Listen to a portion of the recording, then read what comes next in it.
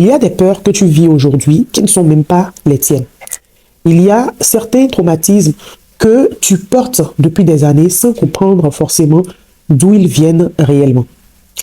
Il y a des complexes, des angoisses, des manières de penser, des réactions qui ne sont pas nées avec toi.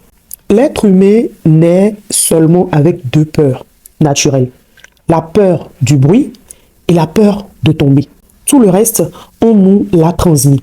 Et tu sais, le plus dangereux avec les blessures émotionnelles transmises par la famille ou l'entourage, c'est qu'on grandit tellement dedans qu'on finit par croire que c'est normal. Normal d'avoir peur de décevoir, normal de ne jamais se sentir assez bien, normal d'avoir honte de soi, normal d'avoir besoin de validation pour exister, normal de toujours avoir l'impression qu'on doit mériter l'amour. Et parfois, on devient adulte sans même réaliser que certaines douleurs qu'on porte aujourd'hui viennent directement de notre enfance, de notre éducation, de certaines paroles, de certaines humiliations, de certaines comparaisons. Parce qu'il y a des éducations qui construisent un enfant et il y a des éducations qui détruisent doucement son estime de lui-même sans que personne ne s'en rende compte forcément. Aujourd'hui, dans cette vidéo, j'ai envie de te parler avec le cœur.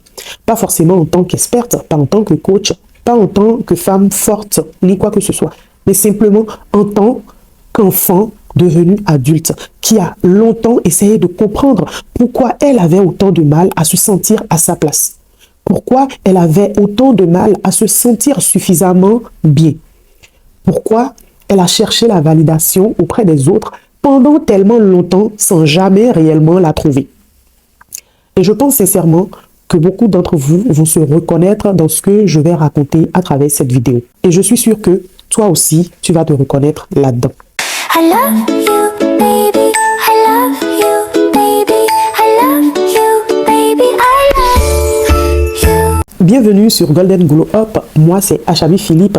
Et ici, on parle de reconstruction émotionnelle, de confiance en soi, de guérison intérieure et évolution personnelle, mentale, physique, psychologique. Mon objectif sur cette chaîne, c'est de t'aider à travers mon expérience à devenir la meilleure version de toi au quotidien. Alors, si ce n'est pas encore fait, abonne-toi, active la cloche et surtout, reste jusqu'à la fin de cette vidéo parce qu'aujourd'hui, on va parler de quelque chose qui détruit énormément de personnes en silence. Les blessures émotionnelles transmises par l'éducation. Alors, pendant longtemps, j'ai cru que j'étais tellement compliquée. J'ai cru que j'étais simplement compliquée. Parce que c'est ce qu'on a voulu me faire croire. J'étais compliquée, j'étais trop rebelle, j'étais trop têtue. Je ne comprenais jamais ce qu'il fallait faire. Alors qu'en réalité, j'étais une enfant qui essayait juste d'exister dans un environnement où elle ne se sentait jamais totalement comprise. Il faut savoir que j'ai une grande sœur et entre elle et moi, il y a environ 7 ans de différence. Un peu plus, 7 ans de différence. Donc, pendant 7 ans, ma sœur a été enfant unique. Pendant 7 ans, ma sœur a été enfant unique. Ma sœur, c'est le genre d'enfant que tous les parents rêvent certainement d'avoir. Très sage, très calme, très discipliné. Quand on lui donne une consigne, elle l'applique exactement comme on lui dit. Sans contester, sans réfléchir, sans chercher à débattre ni quoi que ce soit. Ma sœur, jusqu'à aujourd'hui, c'est quelqu'un qui aime le calme, la solitude, qui n'a pas forcément besoin d'avoir énormément d'amis, de personnes autour d'elle pour être bien. Et puis après, il y a eu moi. Et moi, j'étais complètement différente. J'aimais parler, j'aimais bavarder, j'aimais sortir, j'aimais découvrir, j'aimais créer, j'aimais expérimenter les choses par moi-même. Je discutais beaucoup. Quand on me disait de faire quelque chose ou qu'on me donnait une consigne, moi, j'avais besoin de comprendre pourquoi. Pas parce que j'étais mauvaise, mais tout simplement parce que j'avais une personnalité différente. Et dans beaucoup de familles africaines, ou pas d'ailleurs, un enfant qui pose beaucoup de questions est vite vu comme un enfant difficile. Donc très tôt, je suis devenue l'enfant turbulente, l'enfant rebelle, l'enfant têtu, l'enfant récalcitrante, l'enfant qui n'écoute pas, l'enfant qu'on compare tout le temps, constamment, à sa sœur aînée, à la sœur sage. Et ce que les adultes ne comprennent pas toujours, c'est qu'il y a une énorme différence entre un enfant méchant et un enfant incompris. Moi, pendant des années, je ne me suis jamais vue comme une mauvaise enfant. Je ne me voyais pas comme une personne mauvaise, méchante. Je me voyais juste comme une enfant qu'on ne comprenait pas. Et quand un enfant grandit avec l'impression qu'il dérange par sa personnalité, il finit par commencer à s'éteindre intérieurement. Parce qu'à force d'être puni, critiqué, comparé, humilié dans le cocon familial, parfois on commence à croire qu'il y a réellement quelque chose qui ne va pas chez nous. Surtout si on te répète tout le temps que tout le monde dit la même chose, c'est qu'il y a un problème. Donc je me sentais souvent pas à ma place dans ma propre famille. J'avais l'impression d'être la bête noire de cette famille. Toujours celle qui fait des erreurs, toujours celle qu'on reprend, toujours celle qui fatigue les adultes. Et le problème avec ça, c'est qu'un enfant qui grandit constamment dans la critique devient souvent un adulte qui doute de sa valeur en permanence. Ensuite, il y a eu un autre sujet extrêmement important dans ma vie, mon corps. Il faut savoir que j'ai toujours été une enfant avec des rondeurs. Mais au début, je n'étais pas forcément obèse, non. Et honnêtement, je me sentais très bien. Je me trouvais jolie, j'étais à l'aise avec moi-même. Je vivais normalement. Mais avec le temps, j'ai commencé à prendre du poids. Et ma mère, qui connaissait les réalités de l'obésité, avait extrêmement peur que je vive certaines souffrances. Sauf qu'aujourd'hui, avec du recul, je comprends quelque chose. Parfois, les parents projettent leurs propres blessures et leurs propres peurs sur leurs enfants. Et dans mon cas, il y avait quelque chose de encore particulier, En fait, dans mon cas, il y avait quelque chose de particulier. J'étais celle qui ressemblait le plus à ma mère dans la fratrie.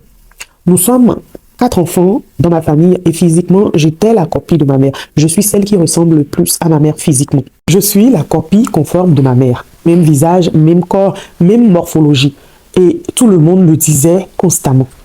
Tout le monde le répétait. Quand on me voyait, quand on la voit, on lui dit « Ah, c'est elle qui te ressemble le plus. Ah, c'est celle qui lui ressemble. Ah, c'est ta copie. Ah, on voit directement que c'est sa fille. C'est sa fille, certainement. » Et aujourd'hui encore, quand je regarde mon corps, je vois ma mère. C'est indéniable, je lui ressemble pour de vrai. Et ma mère ressemble aussi à sa mère, c'est-à-dire à ma grand-mère. Et je pense qu'inconsciemment, ma mère voulait absolument éviter que je reproduise les choses pour lesquelles elle-même avait souffert ou avait été critiquée. Donc, elle voulait tout contrôler, tout. Mon poids, mon apparence, mon image. Et en soi, l'intention derrière était bonne, ce n'est pas mauvais. Elle voulait me protéger, en quelque sorte. Elle voulait tout simplement m'éviter certaines souffrances. Mais le problème avec ça, c'est que beaucoup de parents pensent qu'en humiliant un enfant, ils vont le pousser à changer. Alors qu'en réalité, ça crée d'autres types de problèmes. En réalité, ils détruisent son estime de lui-même. On me critiquait énormément sur mon corps à un moment donné. J'ai reçu beaucoup de critiques. Ma mère me répétait souvent que je ressemblais à un éléphant, que j'allais devenir un monstre si je continue, que mes bras étaient énormes, que mes cuisses étaient énormes. Aujourd'hui, j'en rigole parce que j'ai passé tout ça depuis des années. C'est des années derrière moi. Mais à l'époque, ça me faisait pleurer. Je passais des jours, des nuits à pleurer. Bon, aujourd'hui, ça va. J'étais vraiment mal par rapport à ces propos. J'étais très mal. On me donnait des surnoms humiliants. Et je me rappelle même que quand mon petit frère et moi, on se disputait à l'époque, lui, il bégayait à l'époque et moi, j'étais en surpoids. Donc, je me rappelle, moi, je le traitais de bègue et lui, il me traitait de montgolfière. Et ça aussi, c'est très important d'en parler. Parce qu'au fond, en fait, chacun portait ses blessures. Je me rappelle quand mon frère voulait expliquer quelque chose qu'il venait de vivre et qu'il sentait une injustice, il n'arrivait pas à parler correctement. En parlant, il bouge beaucoup, il tape du pied, il monte, il descend les marches d'escalier. Il bégayait tellement qu'il tapait du pied de frustration, quoi. Vous voyez, il bougeait beaucoup. Et les adultes n'avaient pas toujours la patience de l'écouter. Je me rappelle à l'époque, mon père lui disait d'aller le raconter à ma mère. Et quand il allait vers ma mère lui disait d'aller le raconter à mon père. J'imagine à quel point ça peut être frustrant. Bon, aujourd'hui, Dieu merci, mon frère ne bégaye plus. Il a su surmonter ça, il a su corriger ça. À l'époque, il fondait littéralement en larmes, il pleurait beaucoup. Aujourd'hui, il ne bégaye plus. Mais ça montre à quel point certaines blessures de l'enfance peuvent marquer profondément un être humain. Et quand ça arrive pendant l'enfance ou l'adolescence, ça peut laisser des traces énormes. Parce qu'un enfant qui grandit dans la honte devient souvent un adulte qui ne se sent jamais suffisamment bien. Jamais. Aujourd'hui encore, il y a des adultes qui ont réussi professionnellement, qui ont des familles, qui sourient tous les jours, mais qui intérieurement se sentent encore comme le petit garçon ou la petite fille qu'on a constamment rabaissé. Et ça, c'est malheureux, c'est triste. Et très souvent, c'est des personnes qui vont devenir très perfectionnistes. Elles veulent être parfaites partout parce qu'au fond d'elles, elles pensent encore qu'elles doivent mériter l'amour, qu'elles doivent mériter le respect. Et plus tard, cette pression a même touché, moi personnellement, ma féminité à un moment donné. Donc, très jeune, on me faisait comprendre qu'avec mon poids, il fallait rapidement faire un enfant parce qu'il y avait cette peur de l'infertilité liée aux personnes en surpoids, liée aux personnes obèses. Ma mère avait tellement peur que je devienne infertile ou stérile à cause du poids, à cause du surpoids. Donc, à un moment donné, au lieu de vivre ma jeunesse normalement, j'ai commencé à vivre dans l'angoisse. L'angoisse de ne pas être assez femme, l'angoisse de ne pas être normale, l'angoisse de ne pas réussir à tomber enceinte, à faire des enfants. Et quand plus tard, j'ai rencontré mon mari et qu'on s'est mariés, il y avait déjà cette pression autour de la grossesse en moi. Et à un moment donné, je me suis rendu compte qu'on ne vivait même plus les choses naturellement. Tout tournait autour de ça. J'étais dans un désir de maternité absolue. Je ne faisais que penser à ça.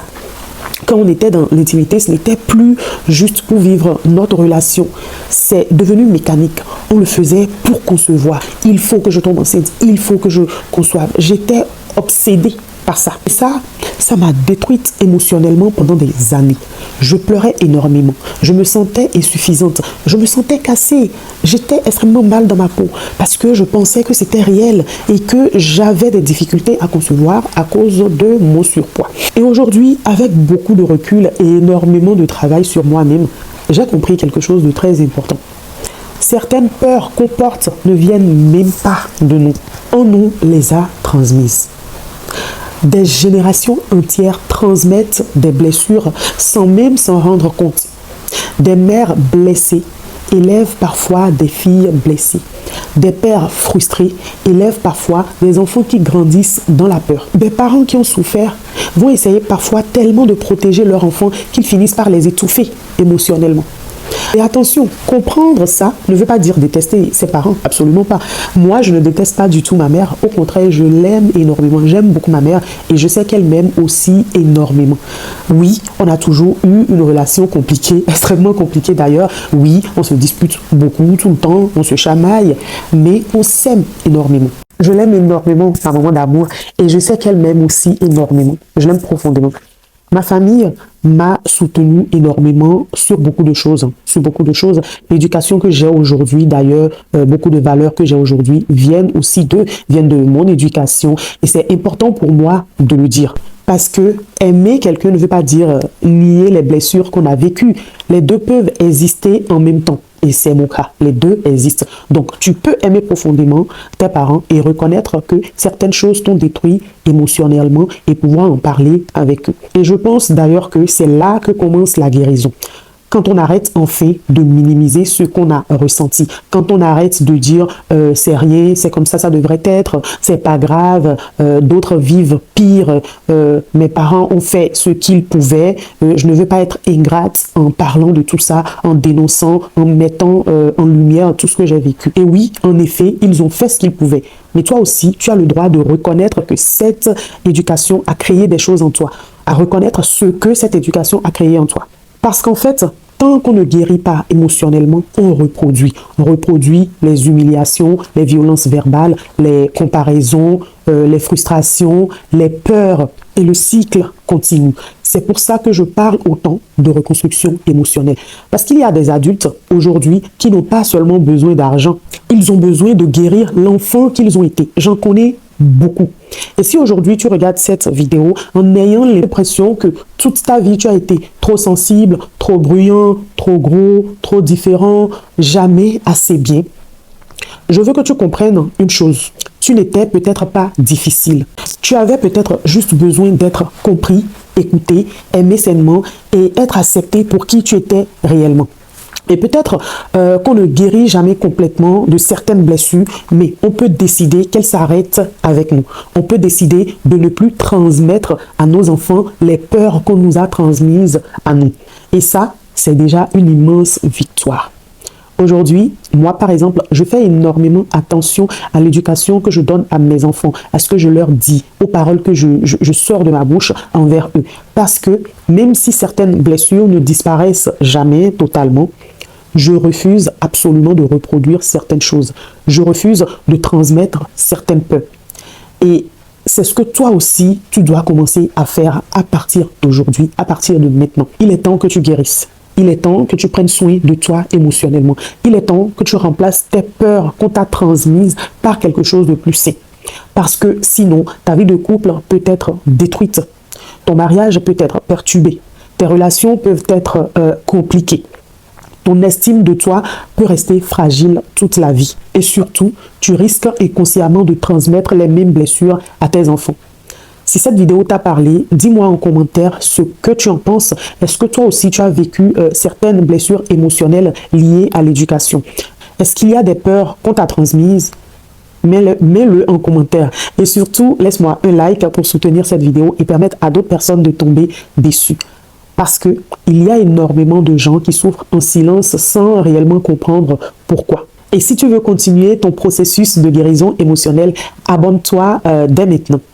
C'était Achabi Philippe sur Golden Glow Up et on se retrouve très bientôt pour une nouvelle vidéo.